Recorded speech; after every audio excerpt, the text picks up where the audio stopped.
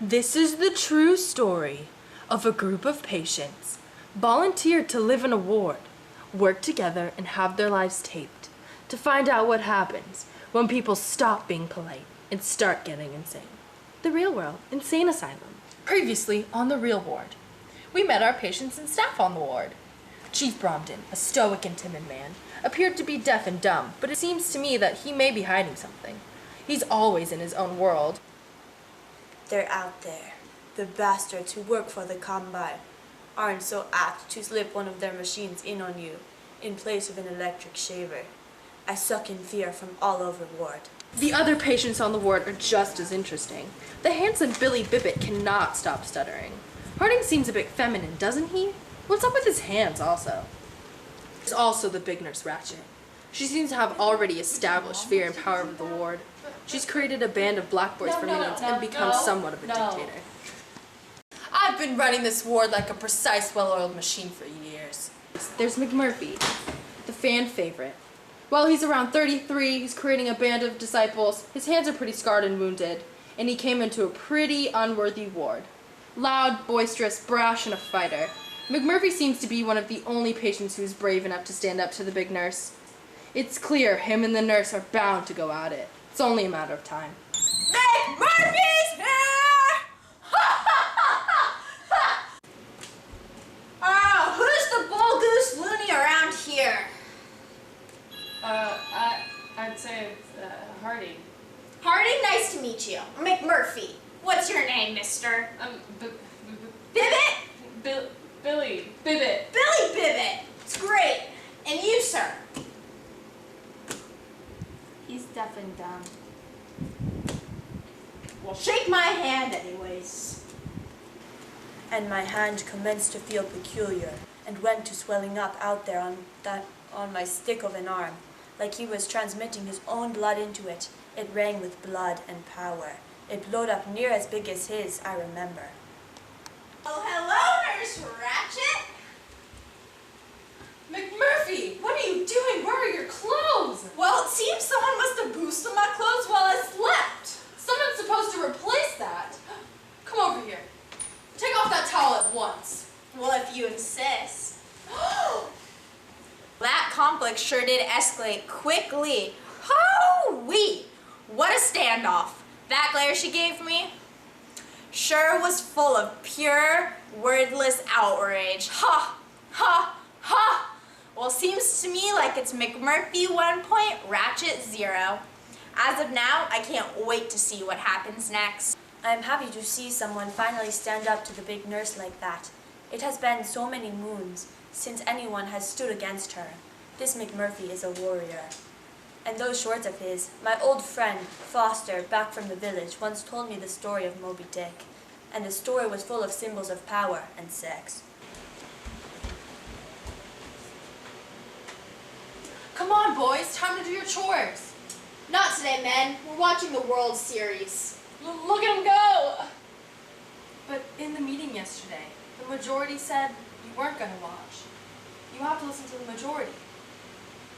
No, not today, nurse. It's a World Series day. Boys, you're under my jurisdiction, under my rule. You have to listen to me.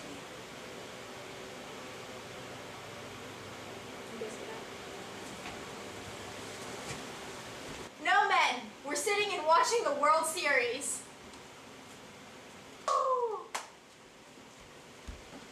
Seems to me like we have a little rebellion on our hands. This war between Miss Ratchet and this character McMurphy sure is getting more than interesting. So much conflict, oh my. The way McMurphy handles these men, it reminds me of what old friend Foster once discussed, Jesus Christ. The way McMurphy is leading all 12 of us surely is reminiscent of the way Jesus led his men.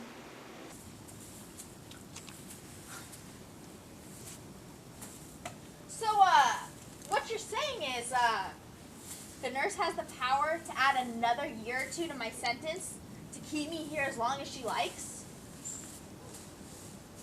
This sure does change things. I feel like I'm being presented with a choice here.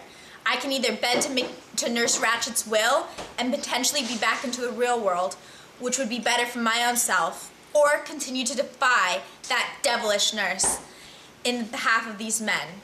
They do need me, but I'm more worth it than they are. I can see that this Christ foster I discussed, our McMurphy, is being tempted.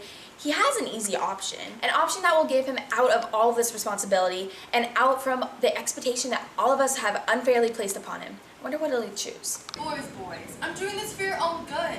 The tub room is a privilege, and something you boys just don't deserve. The nurse treats us children and vandalizing us. I know that she is manipulating me, but when McMurphy doesn't stick up for us, it's impossible to find my own voice. Now, boys, since we've all agreed on this,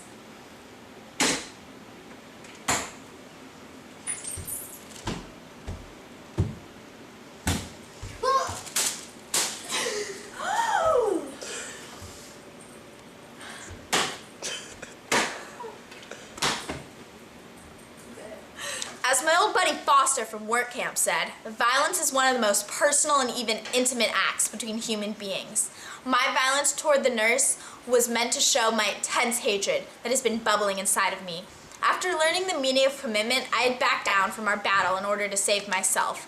But I'm coming back full force now to save my fellow patients and friends from the evil Nurse Ratchet's tyrannical rule. I know I'm subjecting myself to a longer sentence, but I'm willing to sacrifice. There's no going back. When I saw the glass cone part water splashing, I knew McMurphy had come to a revelation. He is now a new and improved McMurph. McMurphy, help me out, help me out.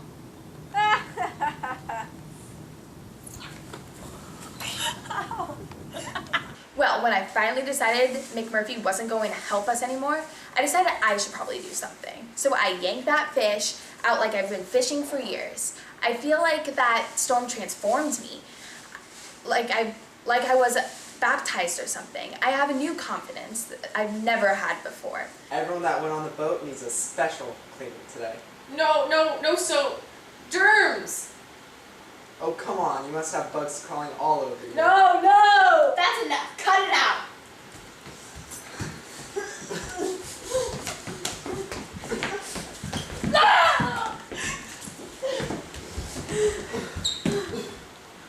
up to the disturbed ward! I think those black boys rape us and do all of this because they are trying to exert a sense of power over us. The Combine probably makes them do this. I decided to step in when the big black boy kept coming at McMurphy. We kicked their asses. All the men thought we were heroes, but I guess now we have to go up to Disturbed. Wish me luck. I got the biz! Candy, my girl! How's it going, girl? Hi. You're so pretty. Where's that cough syrup? Here you go, man. It's all you. Yes. I'm drunk.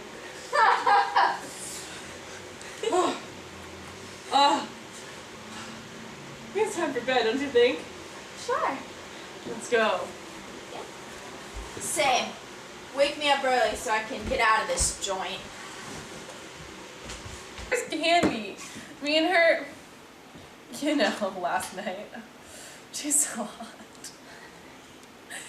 It gave me some newfound confidence. The nurse can't touch me. The party in the ward brought us so close. Close together. It was like communion for us. Like our final supper. Last hurrah!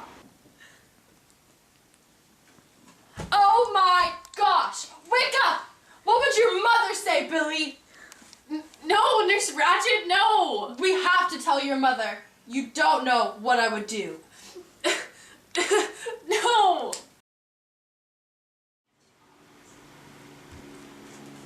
I knew this would happen. Boys, Billy killed himself. And it's all because of your actions.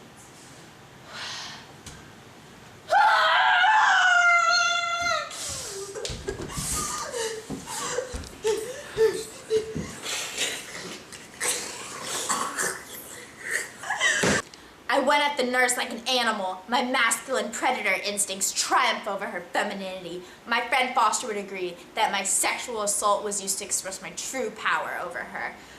God, she has huge boobs.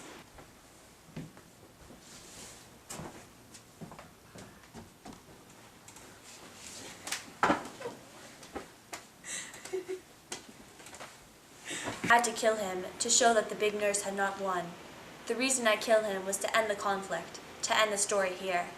McMurphy has been defeated, but not destroyed. His legacy lives on.